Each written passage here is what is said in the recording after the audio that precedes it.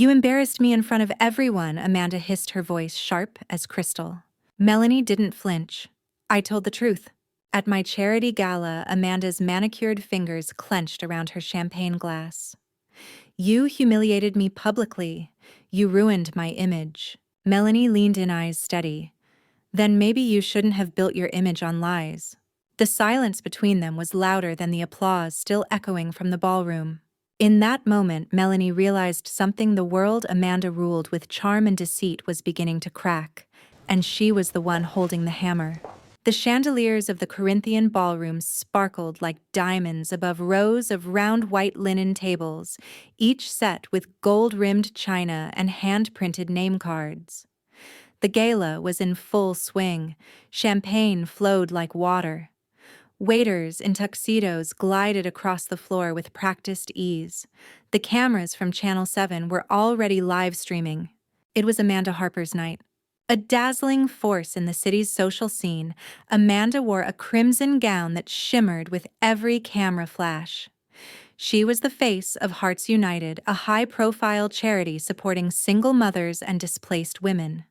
Socialites, influencers, city officials, and donors gathered tonight, not just for the cause, but for her.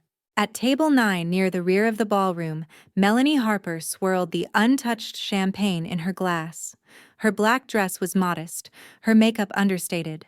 She had been seated deliberately out of frame, away from the cameras, away from Amanda. It wasn't an accident. Melanie wasn't even supposed to be here. She'd RSVP'd no. But then 2 days ago, Amanda had sent her an email, vague, polite, and unmistakably patronizing. You're still my sister. You should be there. For family. But please, no scenes. It's a delicate night. Melanie came anyway. Not for Amanda. Not for charity. But for clarity. She needed to look her sister in the eye and confirm what she already suspected: their bond had become a performance. She didn't expect tonight to break her. The lights dimmed. The music softened. Amanda walked on stage to thunderous applause. Spotlights followed her like a halo. Good evening, everyone, she began with a voice that was honey-coated confidence. Thank you for being here tonight. We are gathered not only for an incredible cause, but to celebrate the power of women who lift other women. Applause again. And of course, Amanda continued, none of us succeed alone. I owe so much of who I am to the people who shaped me, to mentors, friends, and yes, family. She paused dramatically. Melanie straightened. Amanda smiled, brittle, practiced. Though not everyone understands the importance of image or grace, I've learned to rise above distractions. Sometimes we outgrow the shadows of our past. The audience laughed, not knowing the target of the joke. But Melanie knew. Heat surged into her chest. Her fingers clenched around the stem of the glass. Amanda moved on, thanking sponsors, guiding attention back to the auction, and the moment passed. But something had cracked.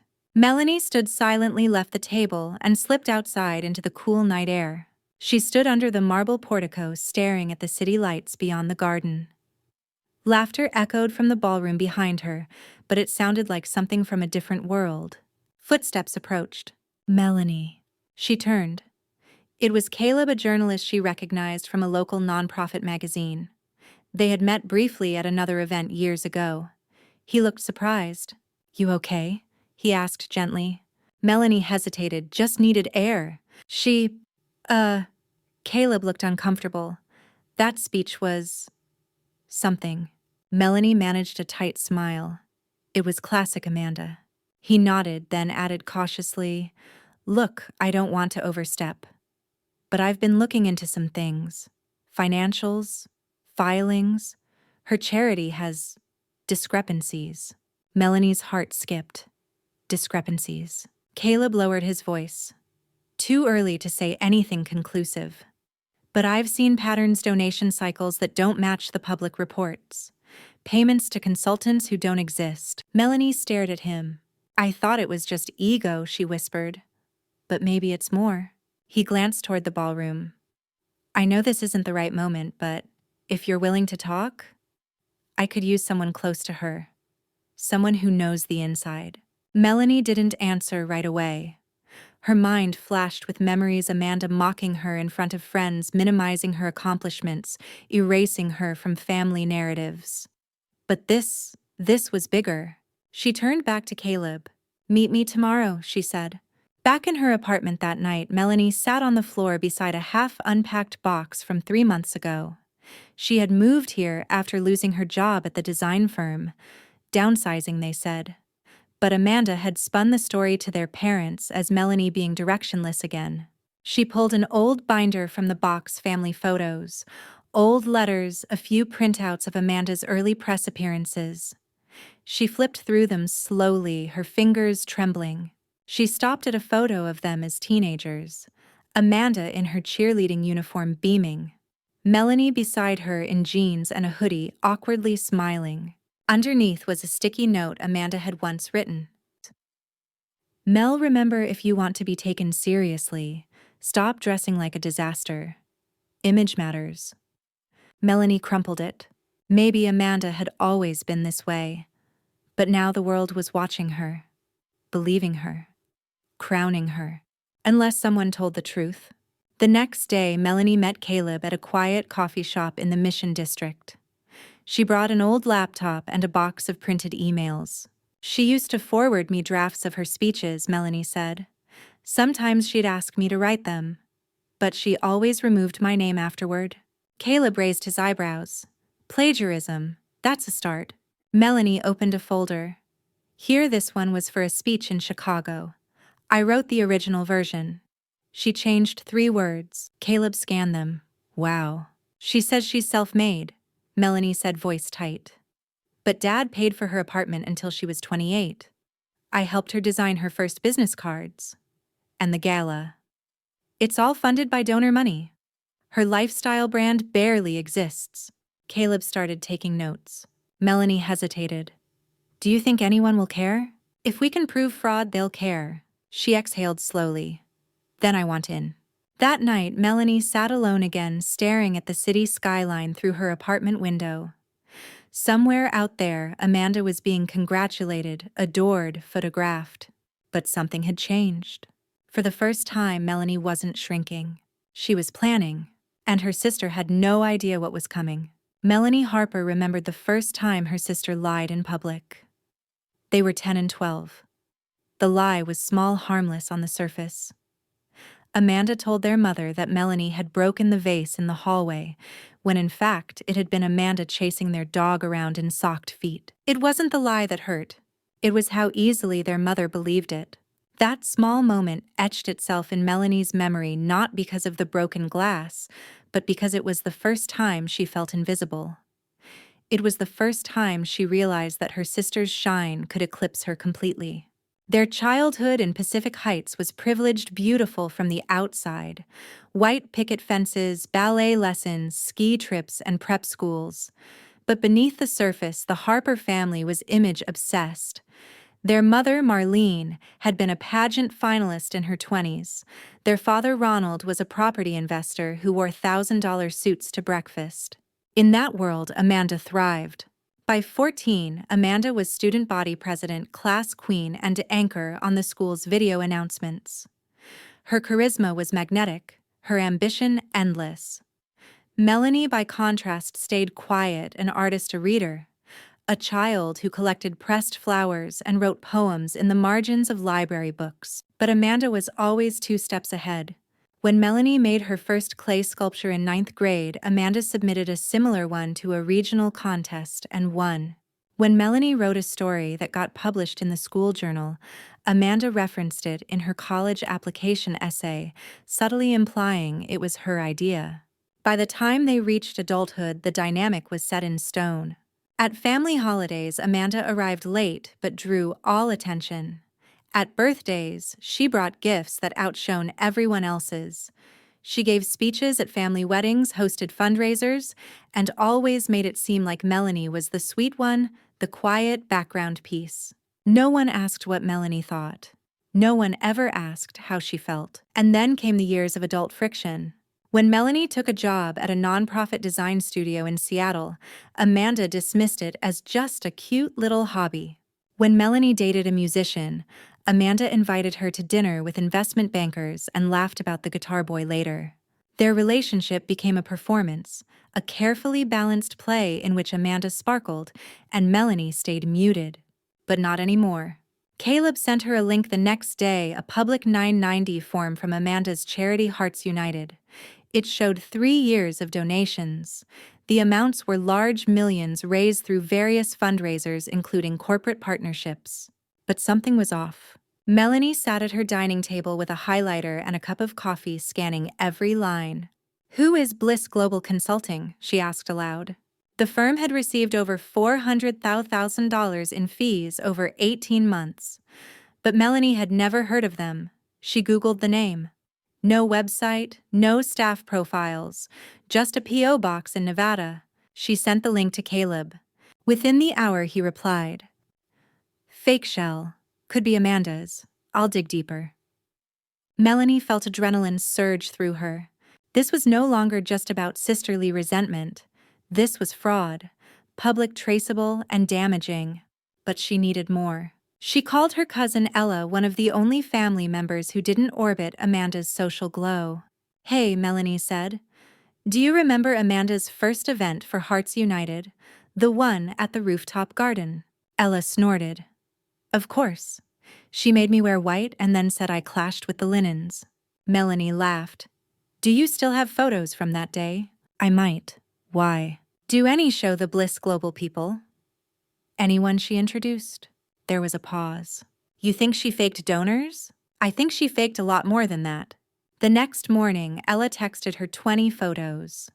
One caught Melanie's attention immediately, Amanda posing with a man in a navy blue suit next to a backdrop that read, "Sponsored by Bliss Global." The man was smiling politely. Melanie zoomed in. He wore no name badge. Caleb helped run the image through facial recognition software. His name was Marco Levin. He wasn't a consultant. He was a professional actor in LA with a profile on 3 talent websites. Melanie felt both vindicated and nauseous. How far had Amanda gone? How much had she fabricated? She took a train to her parents' house the next weekend. She hadn't been back in 6 months. The house was immaculate, like a museum of perfection. Her mother greeted her with air kisses, her father with distracted nods. They sat for tea. Melanie eased into the topic carefully. "Have you ever looked into Amanda's charity?" she asked. Her mother blinked. "Why would I? I mean, financially. Where the money goes." "She raises millions," her father said. "She was on that morning show last month." "What's the issue?" Melanie sighed. "I think she's lying. About where the money goes. I think she's laundering funds or paying fake vendors." Her mother stiffened. "Melanie, this sounds jealous." "I'm not jealous. I'm trying to stop her from destroying people's trust." "She's your sister," her father said coldly. "You should be supporting her, not accusing her." Melanie stood. "Right," she said bitterly. "Because that's all I've ever been good for, standing beside her while she shines." Her father didn't reply. Her mother pursed her lips. "She's made something of herself. That matters." Melanie's voice dropped. So would integrity. She left before dessert. That night, she sat in her apartment with a glass of wine, Caleb on speakerphone. "Your parents are in deep," he said. "They probably invested in her charity image too. Socially, financially, emotionally. They can't afford to believe you." "I know." "You okay?" Melanie looked out the window. "I'm done waiting for their approval. I just want the truth to come out." There was a pause. "You're brave," Caleb said. Melanie swallowed. "No, I'm just tired of being the quiet one." The more Melanie dug into Amanda's world, the more she realized just how carefully it had all been constructed. Amanda's public image was flawless magazine covers, verified social media accounts, polished interviews filled with buzzwords like empowerment, sisterhood, and transparency. She had recently been listed in a national top 40 under 40 list for philanthropy. On paper, Amanda was a model of modern success. But the seams were showing. Melanie sat on her living room floor surrounded by printouts, her laptop, and 3 half-drunk cups of coffee. Caleb had sent her more documents, nonprofit filings, property records, invoices. One invoice stood out. It was for a private yacht event in the Caribbean, listed as a team retreat for Hearts United. Cost $84,700. Melanie stared at the amount. There were no photos from the retreat, no mentions online, and the only attendee listed was Amanda herself. Team retreat, huh? She muttered. She opened Amanda's Instagram and scrolled back 6 months. There it was, a photo of Amanda in a white swimsuit captioned, "Recharge to serve better. Chur hearts at sea." Grateful. Over 18,000 likes. Not a single mention that it was a business expense. Melanie documented it. Then she went deeper. A few weeks ago, Amanda had launched a new initiative called Spark Her Sisao, supposedly aimed at giving microgrants to women entrepreneurs. It had gained instant traction online. Dozens of influencers reposted Amanda's announcement. But Melanie noticed something odd. The winners were never named. There were no testimonials, no photos, no tagged stories. Nothing. Caleb followed the money trail. Only one disbursement so far, he said during their call. And it was, wait for it, to an LLC registered in Delaware called Red Ember Consulting. And let me guess, Melanie said. It's another ghost firm. Pretty much. I can't link it directly to Amanda yet, but I'm getting close. Melanie closed her eyes, gripping her temples. I want to blow the lid off this, she said. But I want to do it right. Then we keep gathering. Paper trail testimony inconsistencies. When we publish, it has to be airtight. A week later, Melanie attended another of Amanda's events, this one at a boutique bookstore in Hayes Valley. Amanda was launching a coffee table book, Hearts Forward Portraits of Resilience. Melanie arrived quietly, slipping into the back. Amanda was already on stage in a pastel jumpsuit speaking to a circle of admirers. And every woman in this book has a story worth telling. I'm just lucky to be the vessel. Melanie tried not to roll her eyes. The Q&A began. A woman raised her hand. How do you manage to stay so grounded while running such a large nonprofit? Amanda laughed modestly. Honestly, my family keeps me grounded. Melanie's jaw clenched. My sister especially, Amanda continued. She's always been the heart of the family. Quiet, but full of insight. There were murmurs of admiration. Melanie nearly walked out. Later, as people mingled, Amanda approached her. Didn't expect to see you here, she said, sipping from a flute of sparkling water.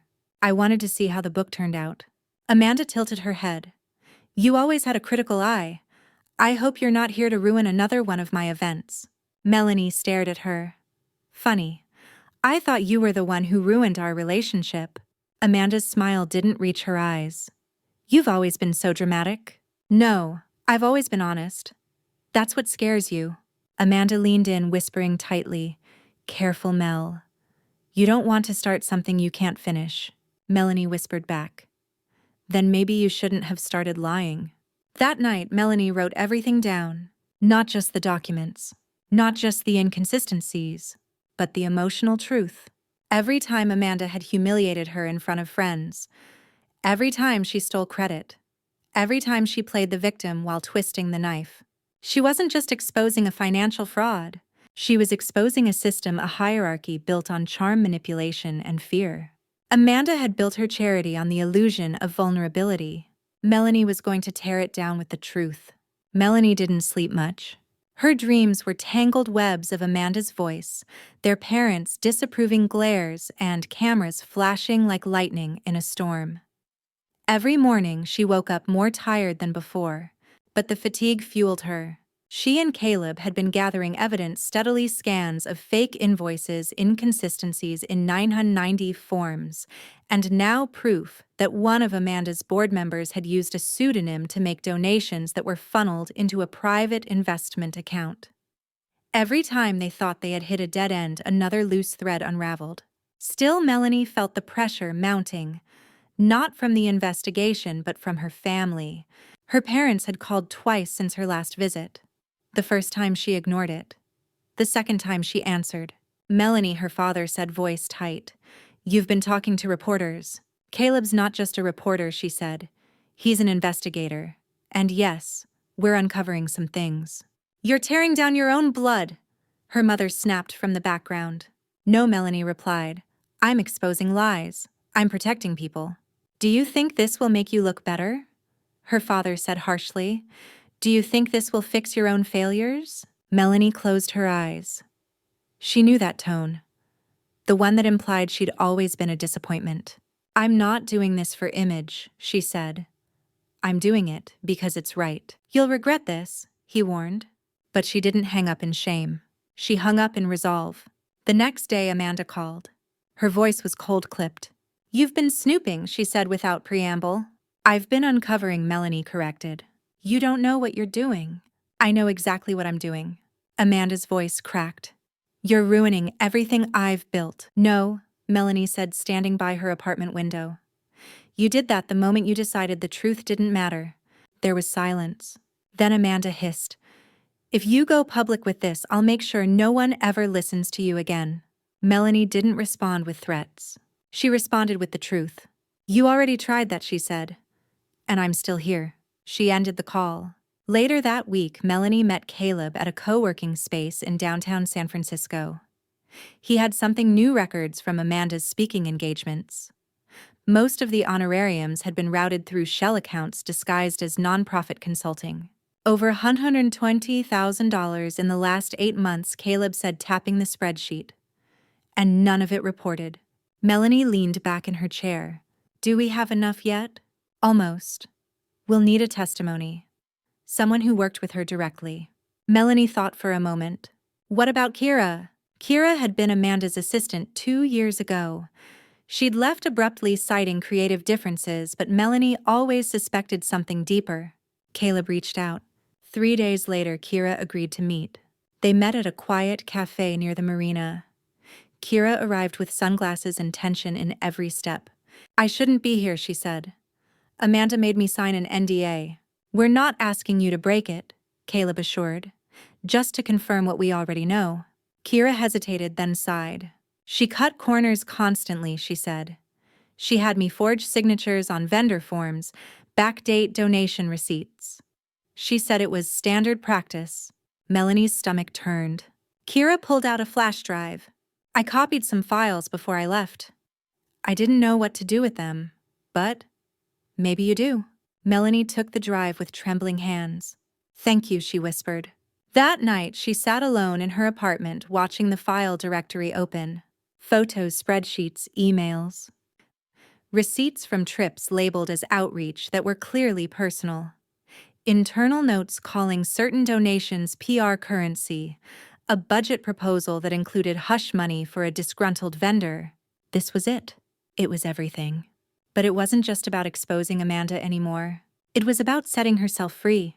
For the first time in her life, Melanie had the power, not to destroy, but to reveal. And soon the whole world would see the truth behind the perfect mask. A week after Kira handed over the flash drive, Caleb arranged a secure cloud folder and began backing up every file. Melanie watched as the pieces fit together: documents, receipts, email threads, doctored invoices. A digital puzzle of corruption. They now had enough for a small exposé. But small wasn't enough. Amanda Harper wasn't just a scam artist. She was an icon, a figurehead for progressive philanthropy. Tearing down her image without precision would only result in public backlash, and Melanie knew how that felt. "You need something symbolic," Caleb told her. "Something that brings the truth to light on your terms and her stage." Melanie already had the answer. Amanda's next big event was the annual Winter Hearts Gala, a black-tie fundraiser hosted at the historic Fairmont Hotel, a $100,000 affair, guest list closed, press swarming, donors lined up. Every year, Amanda ended the night with a speech and a surprise gift announcement that wowed the audience. This year, Melanie would be the surprise. Getting in was the first challenge. Her name wasn't on the list. She'd been removed long ago. But through a mutual friend at the venue, Melanie secured a catering assistant badge. Black slacks, white shirt, hair tied back. Anonymous. She arrived early before the guests, moving trays and table markers. She memorized the layout. She identified every microphone line, the AV booth, and the stage protocol. The main feed would be broadcast to several media channels via a live stream. She didn't tell Caleb her full plan. The fewer people who knew, the better. The ballroom was a masterpiece of gold and crystal. Ice sculptures melted under soft pink lighting. Cellists played from a raised platform beside the marble staircase. Photographers buzzed like bees. Amanda had arrived hours earlier in a custom silver gown that shimmered like moonlight. Melanie kept her head down. She walked the periphery, heart pounding. As Amanda's speech began, Melanie slipped backstage. The USB was in her pocket. Inside it, the files from Kira, photos from fake retreats, email proofs, financial redirection logs, all labeled time-stamped and ready. The AV tech was a college student, nervous, distracted, and clearly overwhelmed. Melanie tapped his shoulder. "Quick adjustment to the final video," she said, flashing the catering badge. "Miss Harper's team approved it." He hesitated. "I have the file on this," she said, showing the USB. "It's for her closing. She'll reference it. If it doesn't play, she'll be furious." The tech cursed under his breath. "Fine. Put it in slot 6. Autoplay after the final cue." "Done." She stepped away before he could ask more. Then she waited. Amanda's voice rang across the ballroom. "And so as we look forward to another year of giving, I leave you with one simple truth. When women uplift women, the world becomes unbreakable." Applause, standing ovation. Amanda smiled graciously, then cued the AV team. "And now, a quick look back at our year of impact." The screen lit up. But it wasn't Amanda's curated montage. It was Melanie's. The first slide, hearts united, the real numbers. Then charts of unexplained expenses. Invoices to fake firms. Amanda's emails requesting cover-ups. Receipts from outreach events in luxury resorts.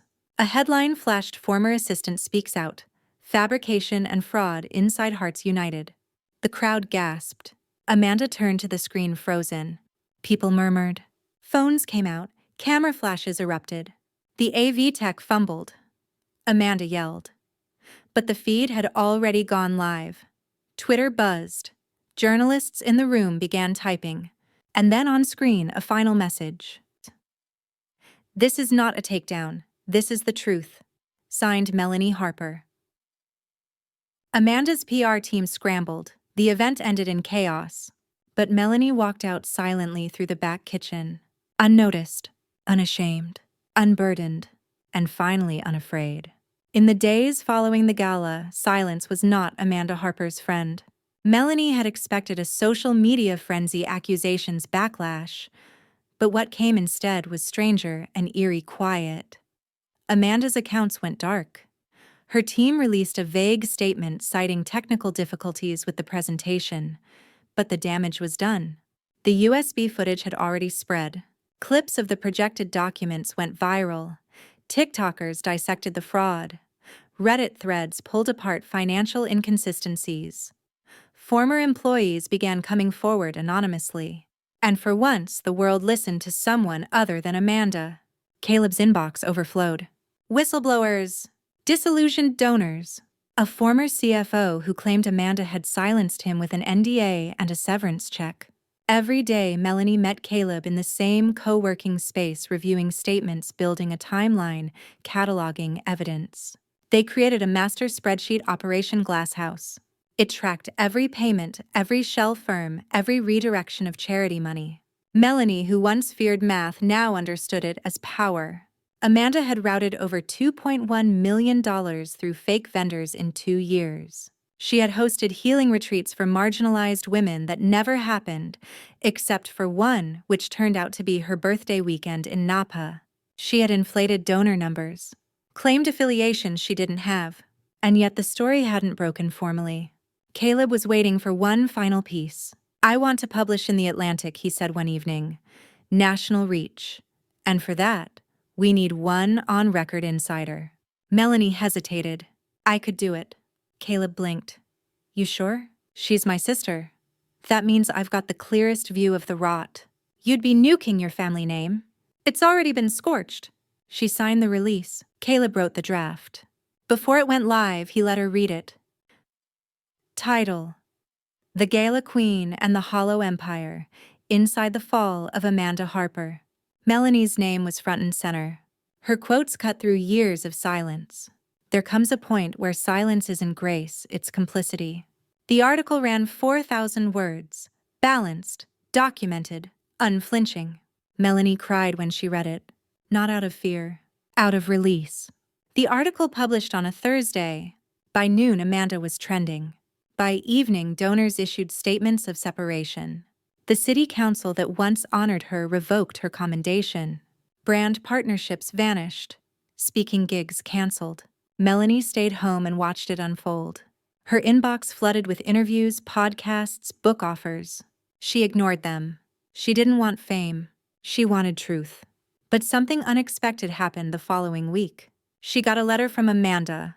It arrived by courier, handwritten. Melanie. You've always underestimated the weight of things, but now you carry it too. I hope it brings you peace, or at least silence. No apology, no denial, just venom dressed as poetry. Melanie folded the letter, slid it into a drawer, and kept building, because she wasn't done. The Harper name was no longer synonymous with prestige. Within 2 weeks of the article's release, Amanda's nonprofit Hearts United suspended all operations. Its board of directors issued an official statement: "We are cooperating with a full audit and legal review." But the headlines didn't stop. Fraudulent finances rock celebrity charity. Amanda Harper's empire unravels. Inside the rise and fall of a social icon. Melanie watched the chaos from a distance. She refused interview requests, blocked unknown numbers, and declined panels. Her story had already been told through documentation, not drama. Still, the media turned her into a reluctant symbol.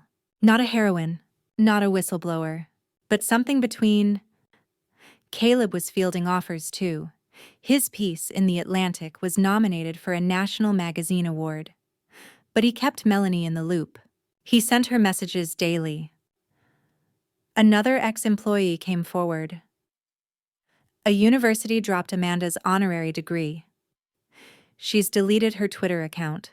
Melanie tried not to revel in the downfall, but there was something strangely healing in watching illusions dissolve. One rainy Tuesday, she received a call from her Aunt Lucille, her mother's younger sister, long estranged from the family. "I just wanted to say," Lucille began, "I believe you. Always have." Melanie was stunned. "I remember when Amanda stole your college portfolio. You cried for days and no one said a word. It wasn't right." Melanie's voice cracked. "Thank you. I always knew you were the strong one," Lucille said. "It just took the world a while to catch up." Melanie didn't hear from her parents. Not for weeks. Then a letter arrived. Typed, formal, cold. "We regret how things have unfolded. We hope in time wounds can heal." No admission of fault. No apology. Just a public relations sentence disguised as familial concern. She shredded it. Caleb invited her to a small gathering in Berkeley, an informal event with journalists, social workers, and nonprofit founders. She almost didn't go, but she owed him. And maybe she owed herself the chance to see something good bloom. The room buzzed with quiet energy. No red carpets, no curated photos, just stories. When Melanie spoke briefly, nervously about accountability and transparency in charitable work, the applause was soft, but sincere. A woman approached her afterward.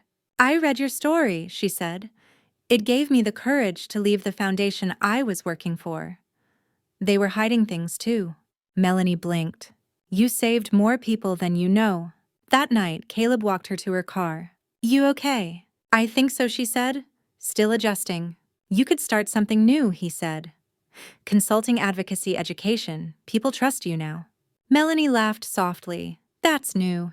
You earned it." They stood in the quiet. Then Caleb added, "Whatever you decide to do, I'll help." Melanie smiled. For the first time in a long time, her life wasn't defined by her sister's shadow. It was hers to shape. Melanie should have known Amanda wouldn't disappear quietly.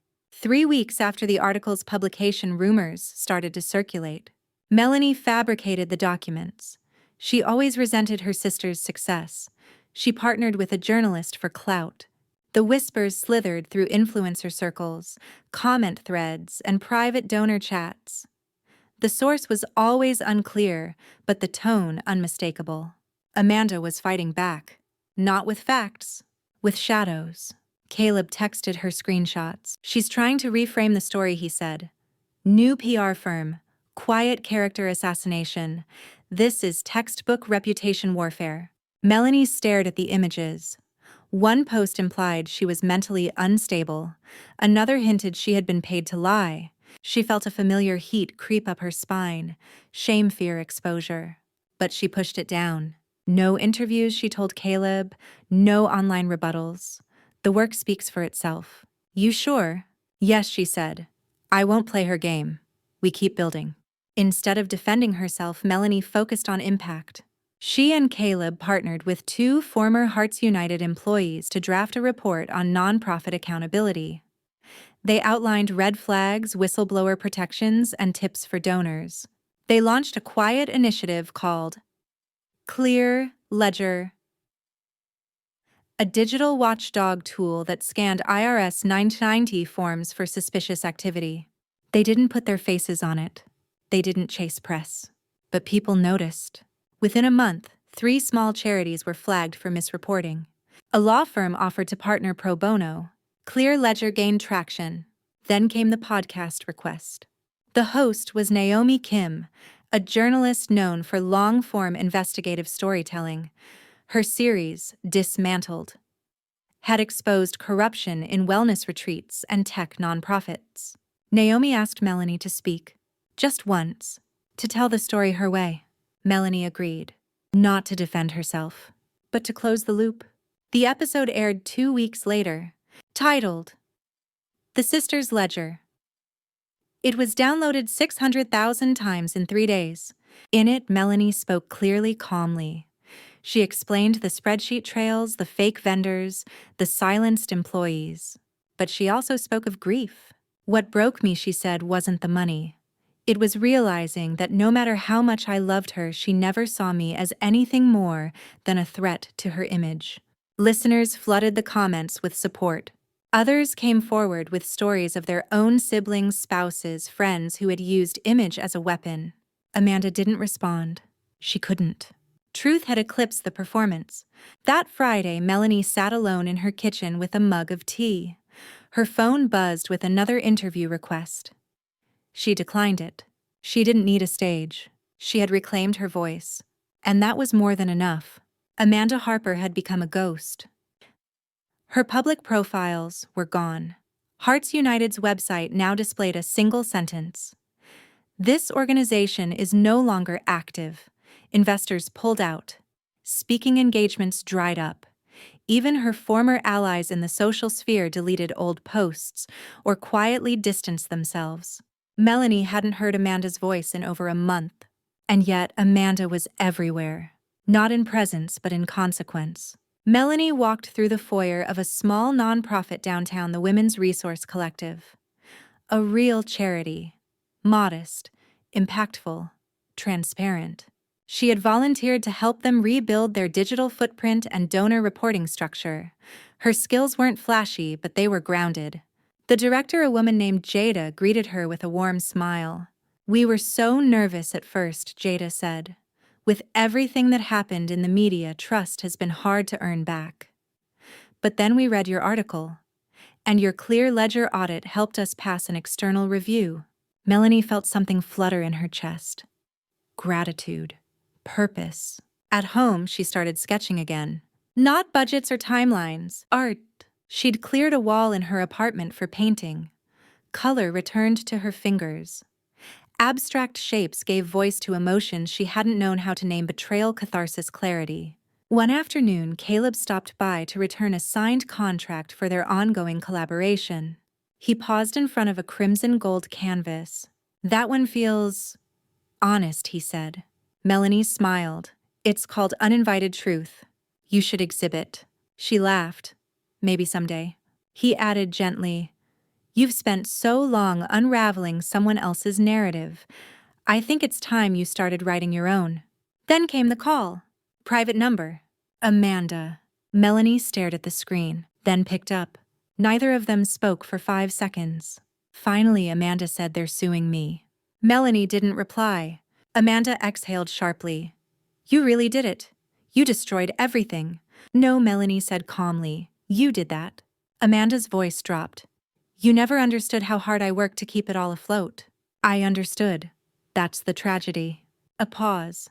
Then quieter. "Do you hate me?" Melanie closed her eyes. "I don't know you well enough to hate you." Amanda inhaled sharply. Click! The line went dead. That night, Melanie journaled.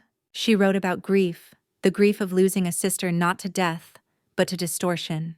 She wrote about rebirth, not grand, not dramatic, but slow and earned. She no longer waited for apologies. She no longer sought validation. She lived. 1 year later, the Harper name meant something different. Not scandal, not silence, but survival. Melanie stood at a modest podium in a community college auditorium. Behind her, a screen projected the logo for Clear Ledger, a modern, citizen-driven platform for nonprofit transparency that now operated in 12 states. She took a deep breath and addressed the small but attentive audience. "We're not here tonight to talk about fraud," she began. "We're here to talk about rebuilding. About what happens after the unraveling when the truth no longer burns, but begins to light the way." Applause. Melanie smiled. She had built something real. Clear Ledger now employed 6 full-time staff. They partnered with legal clinics, hosted workshops, and built open-source financial literacy tools. Their audits helped donors make better choices. Their presence made grifters think twice. But Melanie wasn't the CEO. She had insisted on staying advisory. "I'm not here to lead another empire," she told Caleb. "I'm here to make sure others don't get crushed beneath one." She now taught part-time at a design and ethics course. She painted in her spare time. She still lived in the same apartment, but the light felt different. It no longer filtered through Amanda's shadow. It simply shined. Amanda, as far as Melanie knew, had moved to upstate New York. She was living under a new name, reportedly attending therapy, possibly writing a memoir. No one confirmed it. Melanie didn't check. She had forgiven her sister. Not in words, not with reconciliation, but by letting go of the need to fix what Amanda had broken. Some things didn't need to be rebuilt. Some names didn't need to be shared. On the anniversary of the gala that changed everything, Melanie visited the Fairmont Hotel. She stood outside watching staff prep another event through the glass. A different charity, a different face at the microphone. She didn't need to go inside. Instead, she walked to the park across the street, sat on a bench, and opened her sketchbook. She began to draw. Not Amanda. Not balance sheets. Not scandal. But a woman standing in the rain holding a microphone that grew roots like a tree. Truth had grown something. Something stronger than applause. Something real.